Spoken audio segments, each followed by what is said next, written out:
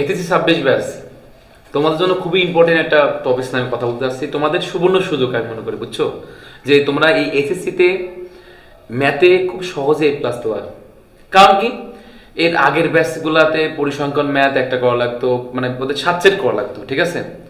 যার কারণে ওদের এ প্লাস পাওয়াটা মানে একটু যারা মিডিয়াম স্টুডেন্ট তাদের জন্য খুব রেয়ার হতে পড়তো, খুবই রেয়ার হয়ে যেত, ঠিক আছে। কিন্তু তোমাদের জন্য এখন খুবই সহজ আমি মনে করি।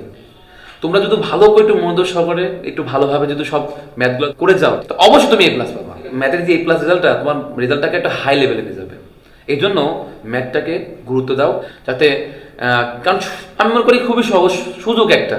পরিসংখ্যান 2 সেট, জ্যামিতি সম্পাদ্য এক সেট করলে 3 সেট, এরপর তোমার হলো 11 অধ্যায়, আর সেট মিলাই যদি 1 সেট আসে বা আলাদা আলাদা আসতে পারে সেট থেকে 1 সেট।